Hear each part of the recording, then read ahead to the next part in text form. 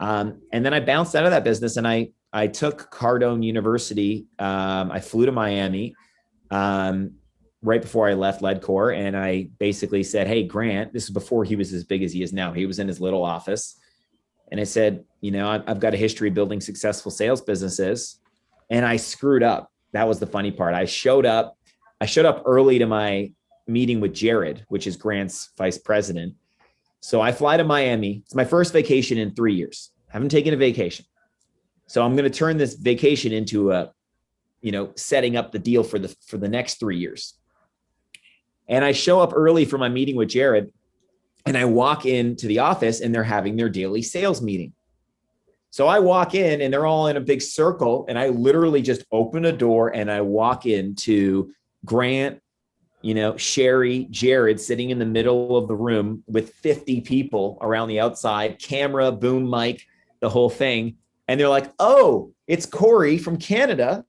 He's one of our clients. Corrie, come on in. And I walk into the middle. There's Grant Cardone, this guy I've idolized. I'm 26. I'm 26 at the time. I'm not in a good headspace because things have been very political at Ledcor. So I'm not at my sharpest. I've not been training on the program, not been reading. I've not been working out. I'm in a suppressed state, right? I'm in a slump. But I knew my time at Ledcor was coming to an end. And I'm like, all right, well, I need to go find the next opportunity, because this opportunity is, I wasn't taking enough responsibility, but this opportunity was not conducive to my success. So I needed to leave. Well, they put the mic in front of me and they put the camera on me.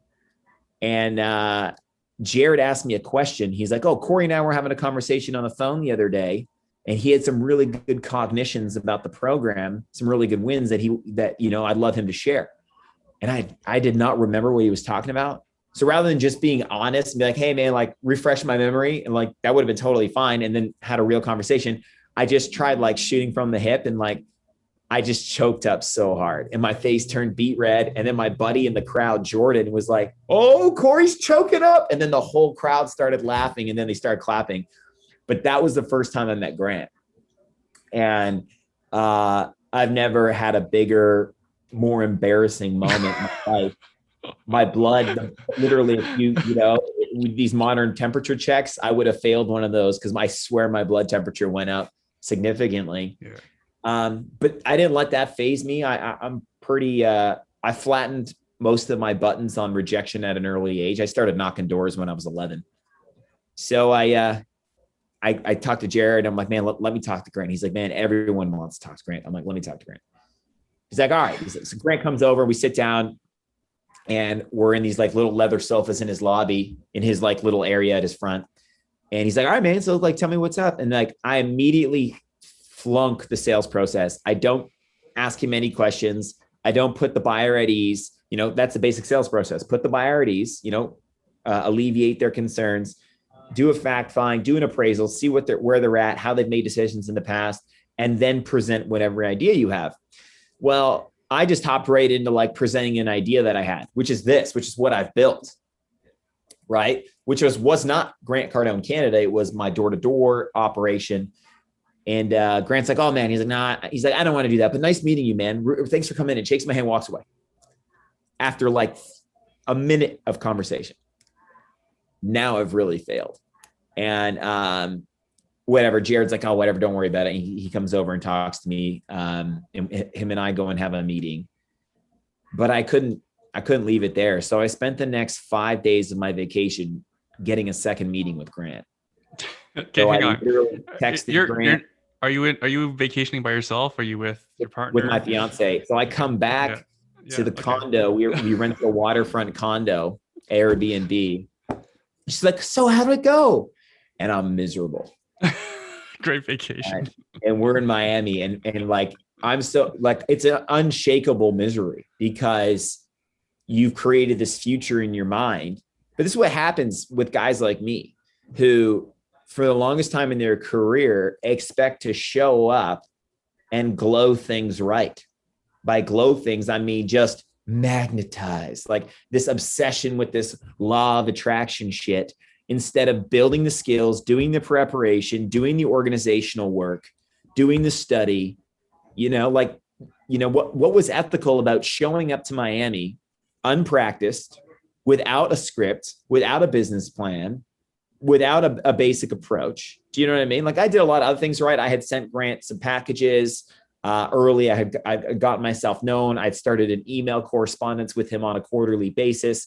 So I had done things right, but I was in a slump. And when you're in a slump, your ethics are out. People don't want to accept this. They want to blame it on depression or a chemical imbalance, but the chemical imbalance comes after. And I know, because I suffered from cyclical depression for 4 years. When you're in a slump, your ethics are out, and ethics are your disciplines. They're the things that you do that make you feel better, right? Your gym, your reading, your goals, right? When you're in a slump, you're not doing those things. So I deserved what I got, and yeah, it wasn't a very fun vacation. I did my best to bring myself up tone. But 4 days later, I got a second meeting with him. You asked for it? You pushed for it? I just kept asking for it. Like, I have the text screenshotted. And I said, man, I feel like Bud Fox trying to get a meeting with Gordon Gekko. And that was the comment that got him. And I'm like, because I just kept following him up. And then he's like, I'm like, man, I feel like Bud Fox, Wall Street, the movie Wall Street, Gordon Gekko's the big guy. And Michael Douglas, right? Michael Douglas. And then you got Charlie Sheen, who's like the guy who's trying to get there, and he won't stop leaving Gordon Gekko alone. And I texted Grant that, and he's like, all right, come in on Friday. And that's when, and I practiced all week though. I started studying the program. I listened to Cardone's book, Be Obsessed or Be Average. Like, here I am on this vacation, and I'm working out like a beast. I'm eating like I'm on this vacation. I'm like, man, I need to pull myself out of this slump. I'm like, I'm not going to be a victim. Like, I need to get myself refocused. So I used the next 5 days, to get it right. Get myself right. Nice. Get myself right. On vacation. On vacation. And yeah. And by Friday I had, learned and got my swagger back. And if it comes back quick, but like a lot of us forget our own accomplishments when we're in a slump. If people are listening right now and you're in a slump, like you are, like, just make a list of all your accomplishments, anything small or big. What are the things that you've achieved? You're still that guy. It becomes a little dormant when all you do is consume negative media, mainstream media, alternative media. It's all negative, whether you're an alternative guy and, you're talking about government tyranny, or you're a mainstream guy and you're afraid of the flu. It doesn't matter what side you're on, you're in the negative, right? And it's very easy to forget that you're a winner. So a few days of study, practice, exercise, eating clean, going outside, cutting out the negative influence, deleting social media, will bring the winner back in anyone. Like, you can end a depression or a dip in a week. And that's what I did. And what's funny is the serendipity that aligned. I had Megan work on Elena, Grant's wife. So Elena, sorry, you had your fiance work on Grant's wife? Yeah, like got her phone number, and then they started texting, and then they started working out together that week. So, I'm going to use all my dynamics. I don't do this work-life separation thing. Like my woman is my queen, like we're here to conquer an empire, She's my consort, right? That's a partner to a monarch, So she worked on Elena, and Megan's like, oh, well, we should go watch their podcast that they do together. So we went and watched the podcast on the Wednesday. So I messed up on the Monday. On the Wednesday, we went and watched their podcast live in the studio. I just kept to myself, and Grant called on me once. He's like, Corey, where's that place in Canada? Like, that's it though. Like, I didn't try and get back into conversation with him because I was still very much licking my wounds from my failure. And then by Friday, I showed up at I went to Starbucks first, and I got the coffee orders of every key executive in their place. I learned the coffee orders of every person there. And I found out Grant's coffee order. And I went to the Starbucks and I ordered 20 coffees. And it cost me like $100 and some odd, because 20 coffees times $5. And these were black coffees, right? And I'm there, and I have this on video. I have this on Snapchat reel that's all been saved. I walk out of the Starbucks and I'm carrying coffees to my rental car, 4 at a time, right? Got the trays, right? And I'm walking to my car and I hear, hey, and it's this guy driving by in Miami Beach and it's fucking Grant. Pardon my language. You have to cut that out. It's Grant driving by the Starbucks who spots me walking out of the Starbucks. And that's his Starbucks in Miami Beach. So he's driving by. He's like, hey, Corrie. And he's like, hold up. And he pulls over. You know, this is Friday. This is a dream. Like I've been picturing having like a normal conversation out of the office setting with him. He pulls over, gets out of the range, walks up to me. He's like, yo, what's going on? He's like, you want to get a coffee? I'm like, I already got you a coffee. He's like, what? I'm like, I already got you a coffee. He walks in. You couldn't have timed this any better.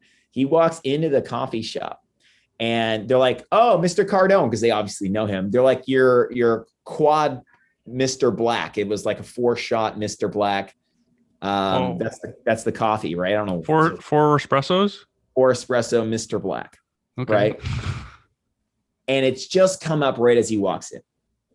And he's like, what are you getting? I'm like, oh, I'm waiting. So he's like, all right, well, I'll wait with you. So him and I talk back and forth. Yeah.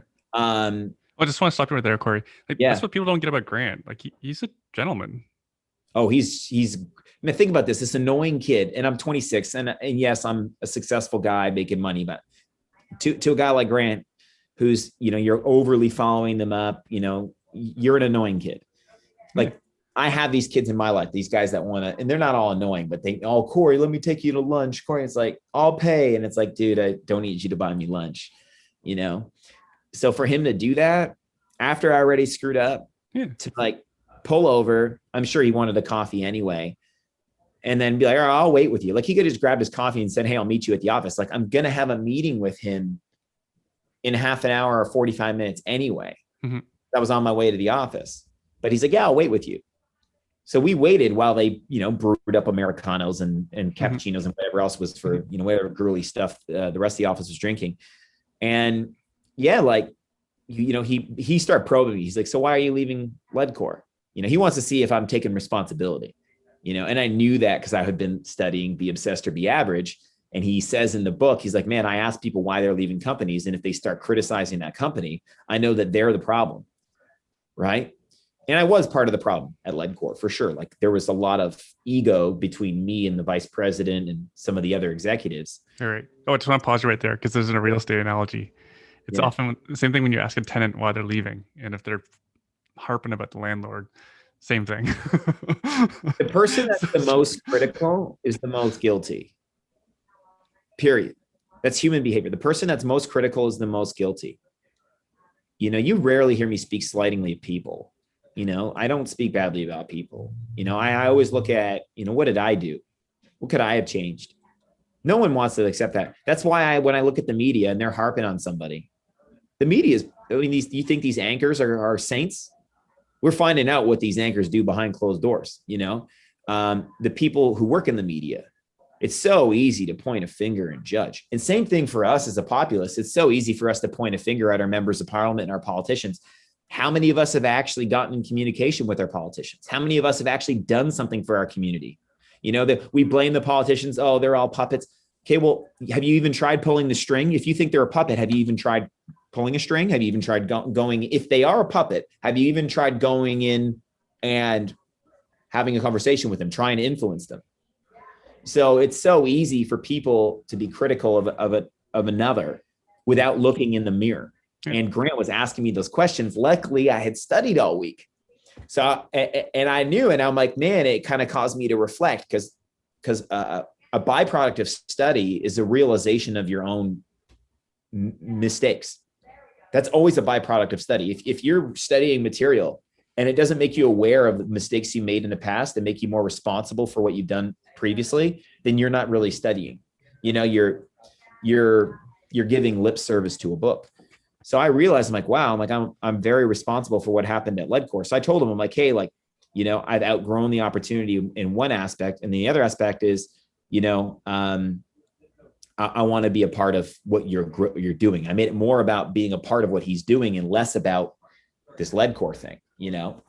And him and I had a great conversation. And then he's like, all right, follow me to the office. And I have that on video. I have me like talking to myself on camera and on Snapchat while driving, of course. And then I flip the camera around and I'm literally tracking Grant's range and it says 10X on the back. And that was some law of attraction stuff. Like I'm not huge on law of attraction. I know that it works, but like it only works with action. But I mean, you couldn't have lined that up, that sequence of events, up better.